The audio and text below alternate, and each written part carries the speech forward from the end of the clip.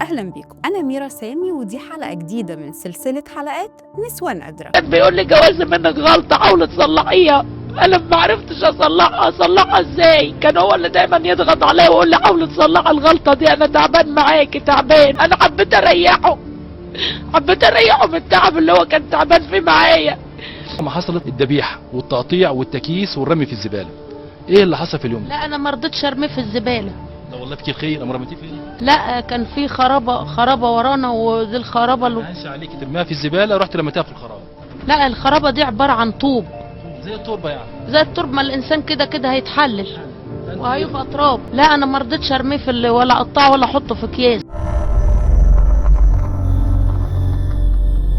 الموضوع بدأ يوم 7/3/2012 لما سماح راحت لمركز شرطة اسم بندر المنيا وبلغتهم إن جوزها اختفى بقاله أسبوعين. ساعتها دخلت القسم وهي منهارة من العياط وبتقول لهم الحقوني، أنا جوزي اختفى بقاله أسبوعين ومش عارفة عنه حاجة. فسألها الضابط عن بيانات جوزها وقالت له اسمه عادل إبراهيم وهبة وعمره 40 سنة. وساعتها طبعا الضابط بيسألها هو أنت شاكة إن ممكن حد يكون عمل فيه حاجة أو هل في عداوة ما بينه وما بين أي حد؟ قالت له لا يا بيه، إحنا ناس في حالنا وكل الناس بتحبني وجوزي راجل محترم. وبالفعل بتعمل المحضر وبتمشي على بيتها. ولكن بعد 5 أيام بيروح الاسم واحد اسمه السيد إبراهيم وهبة وبيقول إن هو أخو عادل اللي سماح عملت بلاغ باختفائه،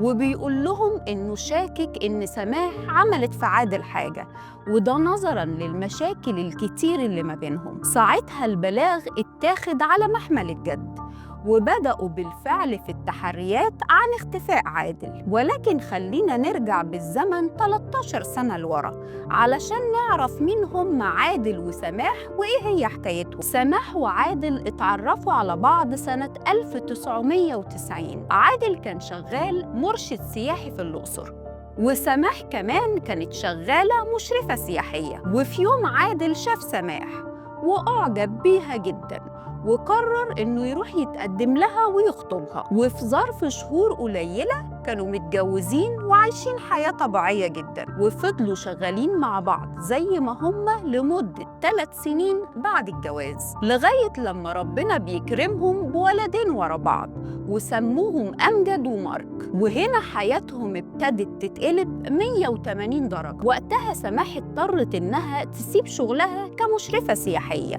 وبقت على طول حاسة بالملل وقلة القيمة. وعادل ابتدى يبقى عصبي جداً على كل حاجة لأن ظروفهم المادية ما كانتش في أحسن حال لما سماح سابت شغلها. كل ده خلى حياتهم الزوجية بقت جحيم وعلى طول في مشاكل ما بينهم وزعيق على أتفه الأسباب، لدرجة إن أهل المنطقة كلها اتعودوا على صوتهم العالي وعلى خناقاتهم. والأمر وصل بعادل إنه كان دائماً بيمد إيده على سماح وعلى الأولاد، لدرجة إن الجيران كانوا عارفين ومتعودين على صوت ضرب عادل لسماح. وطبعاً هنا حد هيسألني طب ليه ما كانوش بيتطلقوا بدل وجع القلب ده؟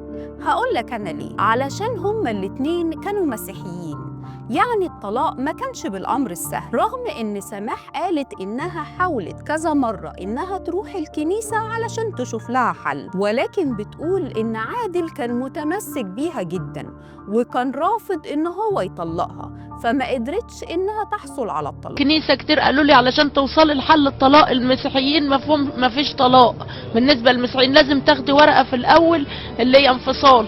فحاولت اجيب ناس من الكنيسه كتير عشان يشهدوا ان انا وهو عاوزين ننفصل.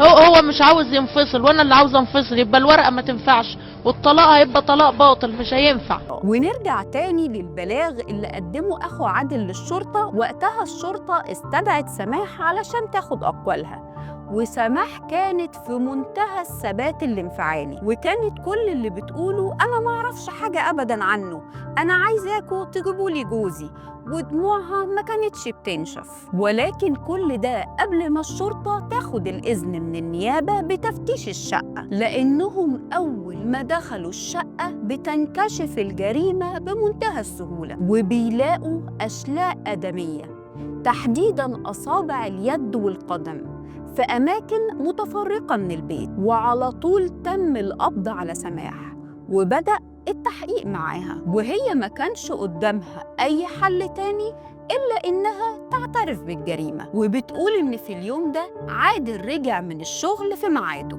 ودخل وأكلوا مع بعض، واليوم مشي بشكل طبيعي جدا لغاية ما عادل دخل ينام.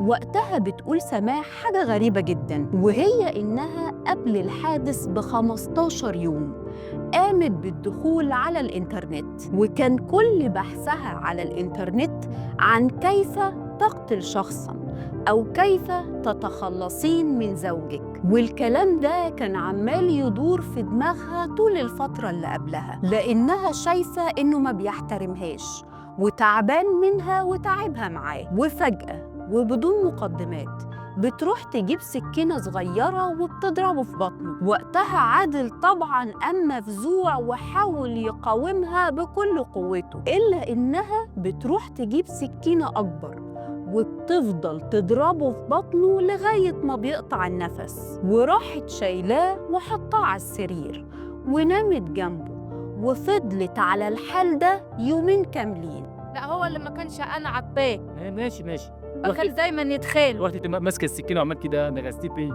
نغزته في الحته دي. دلوقتي ده اول ما خبطني كان سطور ولا سكينه ولا فين؟ لا هي سكينه. سكينه. ما كفرتيه هنا بقى في الفكره دي عمل ايه هو؟ لا هو قام وابتدى يفوق بقى عشان دفع الناس يدافع عن نفسه. بس بقى وجاي عليك عملت انت ايه بقى؟ كانت السكينه التانيه جت في بطنه. كده تانية؟ بس كانت اكبر شويه من الاولى. لا ده انت اتسليتي بقى يعني خبطتيه. ما اتسلتش انا نفسي ما كنتش شايفه نفسي. نولتيه في السكينه الاولانيه جه يجري عليكي جيتي منولاه بالسكينه اللي هي الاكبر بقى. بس الاكبر بس مش عشان يموت، عشان تعوم انا فاهم. عشان يحس بيا ان انا تعبانه بقى من كتر الضغط كنت عايزه توصلي مرحله العجز بس. وكانت قافلة عليهم باب الأوضة، ولما ولادها بيسألوها عن أبوهم بتقول لهم إنه في شغل وجاي بعد كام يوم. وبتقول في اعترافاتها إنها خلال اليومين دول كانت منتظرة إن روحه ترجع له تاني، وممكن ده يكون نوع من ادعاء الجنون اللي حاولت تنجي بيه نفسها، أو قد يكون صابها الجنون فعلاً بسبب مشاكلها مع جوزها وتعنيفه الدايم ليه. كنتش اعرف بقى ان الروح بتطلع ما بترجعش تاني. ما كنتش اعرف ان الروح لما تطلع ما بترجعش تاني. فكرت انها ترجع تاني يعني زي حالات كتير في ناس بتموت وبعد شهر باتنين بترجع الروح تاني يعني. وبتقول إن بعد اليومين ما عدوا فاقت من الصدمة وفهمت هي عملت إيه، وابتدت ساعتها تقطع فيه جزء جزء بصورة انتقامية مجنونة، واستمرت لمدة 12 يوم على الحال ده، وبتبدأ من صوابع إيده وصولاً لقدميه حتى لسانه قامت بقطعه. وبتقول إن ده بسبب الشتايم اللي كان بيشتمها لها. وبعدها قامت بسلخ جلده عن عظامه وقطعته قطع صغيرة وحطتهم في أكياس بلاستيك سودا، وألقت الأكياس دي على مراحل في خرابة مجاورة لمنزلهم، وكانت بتشوف الكلاب والقطط وهي بتاكل من لحمه. وبعدها بتقوم بتكسير الجمجمة وطحنها بواسطة أنبوبة البوتاجاز، وهي بنفسها اللي اعترفت بكل التفاصيل دي وأدلت على مكان كل الأشلاء. برضه انا بحب ان هو اسوي مشاهدين لما قطعت الايدين كان غرضها ايه؟ ان هو ما يضربهاش بالايدين. طب قطعت الرجلين ليه؟ عشان لما يجي يضربها ما يقدرش يجي عندها ويضربها، ما يقدرش يجري عليها، فقطعت الايدين خلصت من الضرب، قطعت الرجلين مش يجي عندها. نيجي بقيه الاعضاء بقى. قطعت اللسان طيب عشان ما يكلمكيش ولا يشتري. ده الحاجات دي حصلت بعد الاكل. برضه قطعت لسانه عشان كان بيشتري، يعني برضه وجهه نظرها. لما قطع له ايديه مش هيضربني، لما قطع له رجليه مش هيقدر يجري عليا. طب ما هو بيشتمني، قطع اللسان، ايه قطعت ايه تاني؟ بس هو ده اللي قدرت عليه. استريح وانت اللي اديك هتدخل السجن. هو كان بيقول لك ايه وانت قاعده تشفيه كده بقى بالايدين والرجلين وباللسان وقاعده تمزمزي فيه كده؟ لا انا ما كنتش قاعده مبسوطه وانا بعمل كده. ازاي انا بقطع في واحد وادبحه وابقى قاعده مبسوطه؟ تعملي ايه؟ طب كنت بتعيطي؟ ايوه كنت قرفانه ومتضايقه ومش عارفه انا مش بعمل ليه وعشان ايه، مش فاهمه ليه. هو ابتدى التقطيع كده بالتدريج. السكين الصغيره كويس. لا ده هو العظم اللي بالسطور، لكن السكاكين لا للحمه. اللحمه بتاعها. عملوا كام كيس بقى اللحم؟ لا انا ما كنتش فاهمه، كنت بقطعه ترمي وتروحي ترمي في الخراب. بس ما اعرفش ايه بس وخلاص كده. يعني يوم قاعده تقطعي بقى فات وتمزمزي وتحطي في اكياس وبترمي في الخرابه كام؟ لا انا ما كنتش بمزمز، انا كنت متضايقه. كنت بتعيط، قعدت كام يوم تقطعي وانت متضايقه وترمي في الخرابه. يمكن 12 يوم. يا يوم بتقطعي فيه والريح. ما فيش ريحه عشان ده حتت صغيره، هتطلع ازاي الريحه؟ وفي نوفمبر سنة 2013 قررت محكمة المنيا إعدام سماح، ده بعد تصديق فضيلة المفتي على حكم الإعدام. وبتكون القضية دي من أغرب القضايا من حيث تفاصيلها وقسوتها، وعدم إبداء القاتلة أي نوع من الندم على فعلتها. وده اللي شفناه في كلامها عن الجريمة وتفاصيلها، وكأنها بتتكلم عن كوباية كسرتها بالغلط، مش عن زوجها اللي أكلته بأبشع الطرق. وبكده خلصت حلقتنا. أتمنى لو عجبتكم تكتبولي في التعليقات، ولو ما عجبتكوش اكتبولي برضو. سلام.